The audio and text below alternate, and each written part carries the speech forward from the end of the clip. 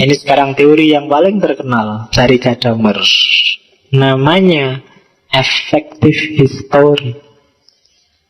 Sejarah keterpengaruhan atau sejarah pengaruh. Kamu yang tadi mikir dalam tradisi,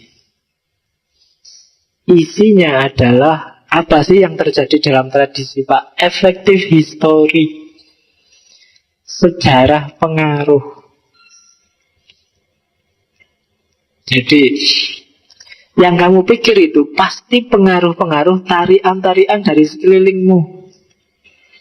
Sampai lahir kamu yang ngamuan, kamu yang teliti, kamu yang gampang marah, kamu yang tidak gampang marah, itu pasti dialektik kamu sama lingkungan sekelilingmu. Kalau itu pemikiran, pasti itu dialektika sama pemikiran-pemikiran sekelilingmu. Itulah effective history, sejarah keterpengaruhan. Effective history ini, kalau kita ingin memahami sesuatu pakai hermeneutiknya Gadamer, inilah yang harus kita ungkap. Kalau orang mikirnya A, mikirnya B, itu hasil dialektika dengan apa saja sih? Itu effective history. Kok bisa lahir orang kayak Ahmad Dahlan melahirkan Ahmad Muhammadiyah, Hasyim Asy'ari melahirkan NU, A. Hasan melahirkan Persis, misalnya dalam Islam. Itu hasil dialektika dengan apa ya? Qurannya sama ya. Kira-kira teori yang lain, kelompok lain, tokoh yang mempengaruhi siapa saja, itu namanya sejarah pengaruh. Nah, di Mekah gurunya sama, kembali ke Indonesia kok beda organisasinya. Itu pengaruh sosial, pengaruh ekonomi, atau ada guru yang lain, itu yang perlu ditelusuri. Jadi sejarah keterpengaruhan. Yo, kenapa Pak kok ditelusuri? Yo, biar objektif dalam tanda petik. Meskipun objektivitas itu nggak ada, biar kamu bisa memahami secara lebih tepat. Effective history, sejarah keterpengaruhan. Apa saja sih isinya effective history itu? Yang pertama, effective history itu adalah isinya adalah kesadaran. Orang harus sadar, harus tahu ketersituasian. Itu kayak faktisitas tadi loh. Jadi bongkarlah situasi di mana orang hidup zaman itu. Kesadaran ketersituasian orang yang memahami. Kenapa kok bisa lahir kelompok A? Kenapa kok bisa lahir kelompok B? Pasti itu karena dialektika dengan situasinya. Kenapa zaman Soeharto nggak lahir kelompok macam-macam kayak sekarang? Pasti situasi ikut bermain. Kejarlah itu. Ketersituasian. Faktisitas. Itu lapis pertama dari effective history. Cek kapan itu muncul. Kadang-kadang menentukan nilai. Misalnya ada buku hari ini yang isinya mencaci maki Soeharto misalnya. Kalau terbitnya hari ini buku yang mencaci maki Soeharto itu buku biasa-biasa aja. Di mana-mana sudah banyak orang mencaci maki Soeharto. Tapi kalau buku mencaci maki Soeharto itu ternyata terbitnya tahun 82. Oh, ini buku luar biasa. Tahun 80-an Soeharto jaya-jayanya. Jadi situasi hari ini dengan situasi tahun itu jauh berbeda. Kalau ada buku yang mendukung PKI kok tahun 80-an, ini buku dahsyat. Tapi kalau hari ini, biasa kayak tunggali. Mahasiswa semester 1 sudah ngomong itu hari ini. Tapi kalau tahun 80-an, nggak ada orang berani mendukung PKI. Situasi menentukan. Yang 80-an buku dahsyat, yang sekarang biasa-biasa saja. Kalau sekarang ada yang mengkritik Jokowi, itu lumayan luar biasa. Tapi besok kalau Jokowi sudah lengser, itu biasa sudah. Jadi itu nilai. Situasi menentukan pemikiran. Yang kedua, tradisinya. Kalau tadi kan sekelilingnya, sekarang tradisinya, modus berpikirnya orang ini apa sih? Gaya liberal kah? Gaya fundamentalis kah? Pengaruh aliran apakah? Nah itu dicek. Sunni kah? Syiah kah? Kejawen kah? Filsafat kah? Itu tradisi, itu pasti ikut bermain dalam sebuah pemahaman. Dia pasti membentuk pemikiran, pasti mempengaruhi. Makanya termasuk efektif histori, sejarah keterpengaruhan. Coba cek tradisinya. Anak ini dari tradisi pesantren atau tradisi kos-kosan? Nah, itu membentuk berpikirnya. Oh iya kan, yang beda kan gayanya anak pesantren sama anak kos-kosan. Ya kamu ngerti sendiri. Mungkin kalau pesantren itu ada apa-apa yang keluarkan astagfirullah, subhanallah, mungkin gitu. Yang kayak kos-kosan ya kamu ngerti sendirilah. Nah, perlu dicontohin. Nah itu jadi tradisi menentukan. Yang ketiga, logika zaman. Logika zaman itu menentukan. Zaman ini yang sedang tren apa, itu pasti mempengaruhi. Entah pengaruh dalam aspek menerima atau pengaruh dalam aspek resisten melawan zamannya. Tapi kamu harus paham logika zamannya. Logika konteks zamannya. Hari ini orang mikir kayak gimana ya tentang poligami? Hari ini orang mikir kayak gimana ya tentang pacaran? Hari ini orang mikir kayak gimana ya tentang kuliah dan seterusnya. Itu pasti dialektis dengan pemahaman dan pemikiran. Kalau zaman dulu tahun-tahun 70-an, 80-an, kalau ada cowok sama cewek pacaran, boncengan aja, pegangan gini, oh itu orang sekampung bisa rame. Sekarang mungkin zamannya sudah beda. Kok pacaran nggak pegangan gini, justru orang kampung rame. Pacaran ora itu opo-opo misalnya. Lo kebalikannya, zamannya sudah beda, logika zaman. Maka dengan logika kayak gini, dia pasti berpengaruh terhadap pemikiran. Entah pengaruh pro atau pengaruh kontra. Entah kamu jadi resisten atau menerima. Itu anak zaman. Itu efektif histori. Yang keempat, refleksi. Orang mikir dirinya. Bagaimana dia merefleksikan dirinya. Aku itu orang yang begini, aku itu orang yang begitu. Itu juga berpengaruh dalam pikiran. Gimana dia mengidentifikasi dirinya sendiri. Refleksi atas sejarah keterpengaruhan dirinya sendiri. Ya kan? Aku mengidentifikasi diriku sebagai orang yang penyabar. Aku mengidentifikasi diriku. Ini pasti berpengaruh terhadap cara dia berpikir. Menurutku aku itu cakep sekali kayak artis. Meskipun aslinya mungkin jauh dari itu, tapi berpengaruh kan terhadap gayanya dia, gaya berpikirnya dia. Karena dia merasa kayak artis, mungkin kalau di luar dia merasa paling cakep, merasa kan gayanya wis beda. Dengan yang mungkin dia cakep tapi merasa aku itu biasa-biasa, gayanya pasti juga beda. Yang merasa aku sudah ngerti filsafat sekarang, nanti gayanya mesti beda dengan yang aku nggak ngerti belas filsafat itu. Refleksi, identifikasi diri berpengaruh terhadap caramu berpikir. Jadi membongkar efektif history, itu bongkarlah 4 lapisan itu.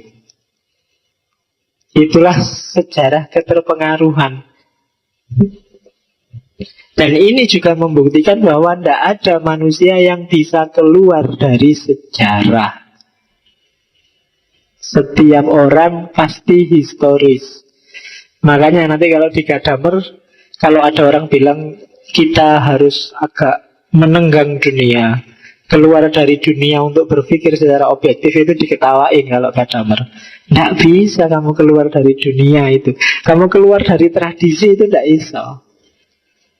Kita lihat Pak, keluar dari dunia, kita lihat betapa dunia itu sementara. Tidak bisa. Ketika kamu mikir kayak gitu, itu sudah tradisi juga. Tidak ada pokoknya orang bisa keluar dari tradisi. Itulah tradisi-tradisinya sufi kan, yang nyuruh refleksi, kontemplasi, muhasabah, seolah-olah orang disuruh keluar dari dunia, tapi sebenarnya itu masuk ke dunia yang baru, dunia yang lain, dunia sufi, dunia tasawuf, dunia refleksi, mungkin dunia filsafat, tapi tetap itu bagian dari tradisi. Jadi orang tidak bisa keluar dari tradisi. Nah, ini teori selanjutnya yang juga terkenal. Wirkungsgeschichte, Fusion of Horizons. Dari semua paparan di atas, akhirnya bisa disimpulkan kalau versinya Gadamer, berarti proses pemahaman itu jenisnya bukan kok kita mendekati objeknya secara objektif dan tidak ikut main, tapi sebenarnya di situ terjadi dialektika, terjadi peleburan. Apa yang melebur? Yang baca dengan yang dibaca. Peleburan itulah nanti yang disebut fusion of horizons. Fusi itu melebur, horizon ya horizon. Horizon itu bisa diartikan perspektif, bisa diartikan pengetahuan, bisa diartikan kesadaran. Jangan salah, peleburan itu hasilnya bukan lenyapnya wawasan yang lama, tapi semakin luasnya wawasanmu, karena kamu tambah wawasan baru. Pra pemahaman tadi yang kamu pakai untuk memahami yang baru akan melahirkan ilmu baru. Tapi pra pemahaman yang lama juga tetap ada, malah dia semakin luas. Makanya orang bilang, semakin banyak bacaanmu, semakin kamu akan merasa kecil. Kenapa? Ilmumu semakin meluas. Fusion of horizon. Di situ tak contohkan, kayak kamu dulu mungkin kecil baca Bobo apa, baca komik apa gitu ya, zaman kamu SD atau TK.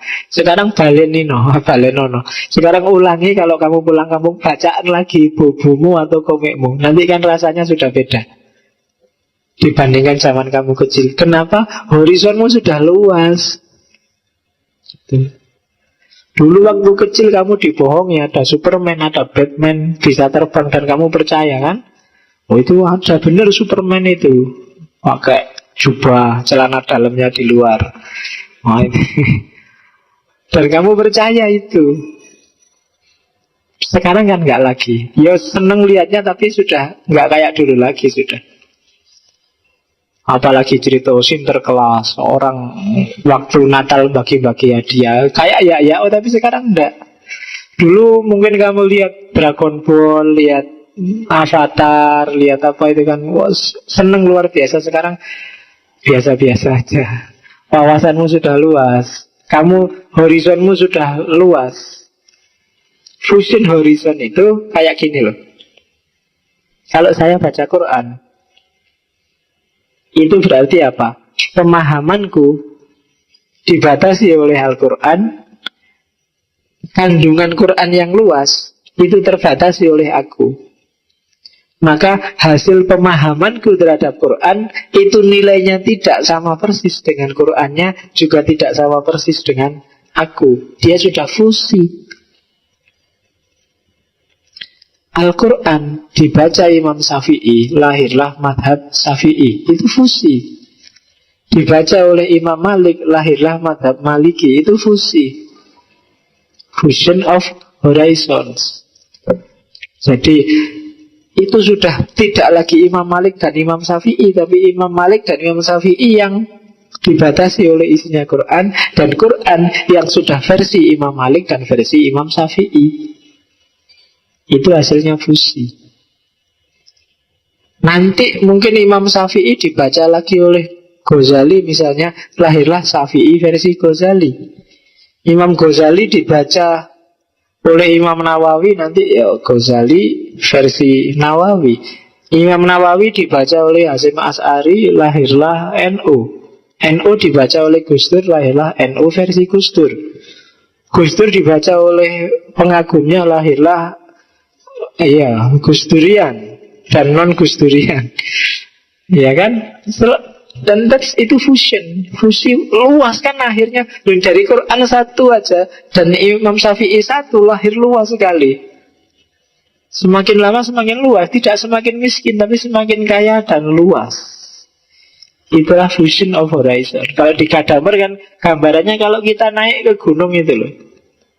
Semakin kita ke atas kan semakin luas horizonnya.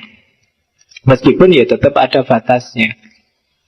Oleh karena itu, menurut Gadamer, pemahaman itu bukan reproduksi makna, tapi produksi makna. Kenapa? Selalu lahir makna baru, hasil fusi antara yang baca dengan bacaannya. Hasil saling mempengaruhi. Jadi selalu ada produksi makna. Dari Quran dan Imam Asy'ari lahirlah mazhab Asy'ariyah. Asy'ariyah ini kan produksi baru.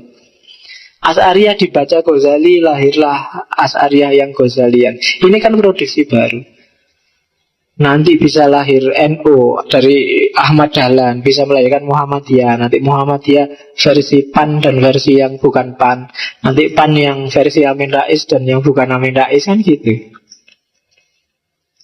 Itu fusi-fusi produksi makna terus, dan akan terus begitu. Kamu misalnya, hari ini kita ngomong tentang Gadamer. Yang kamu tangkap masing-masing tentang Gadamer, yang tak omongkan sama. Tapi produksi maknamu, kamu menangkap masing-masing kepala kan beda-beda. Jadi malam ini lahir 30-40an tafsir tentang Gadamer. Itu pun Gadamer versiku. Mungkin yang dimaksud Gadamer beneran gak kayak gini, tapi ini sudah produksi makna baru hasil aku membaca Gadamer. Yang terus tak kasih ke kamu melahirkan makna baru juga. Mungkin besok kamu ajarin ke temanmu, atau kamu jadi guru, temanmu juga akan memproduksi makna baru juga. Ya kan? Penangkapannya beda-beda. Itulah maka penafsiran, pemahaman itu bukan reproduksi, bukan makna lama yang dilahirkan lagi kayak di Selayar Master itu, tapi sebenarnya makna baru itu. Terus menerus ada makna baru. Itu yang disebut fusion of horizon. Ya kan, ya sebanyak ini kan yang ditangkap beda-beda. Kadang-kadang ngaji hampir 2 jam kan yang ditangkap cuma 1 kalimat kamu kan. Itu yang kamu tulis di Facebook itu biasanya sak kalimat toh. Ya wis iku tok sing dipahami. Itu diambil yang paling unik ya kuwi tok. Nah, jadi ya enggak apa-apa, dapat 1 kalimat itu untung luar biasa. Jadi proses pemahaman itu fusion of horizon. Bukan reader yang datang ke teks terus mengulang makna teks. Jadi versinya Gadamer tidak ada wallahu a'lam bishawab. Ya Allah memang lebih tahu yang benar, tapi ya ini versi manusia sudah. Kamu nggak perlu takut-takut bilang ya kalau ada yang benar ini dari Allah, yang salah ini dari saya. Wis kok ya teko kowe. Salah dan benarnya dari kamu itu sudah. Itu produksi makna baru dan tanggung jawablah sendiri. Kadang-kadang kan orang bilang wallahu a'lam bishawab itu untuk lari dari tanggung jawab. Ya kan? Maksudnya kalau salah jangan disalahkan aku ya, salahkan yang sana aja. Allah lebih tahu mana yang benar, kan gitu. Enggak. Kalau di Gadamer ya tanggung jawabmu sendiri, itu hasil fusimu, produksi maknamu sendiri.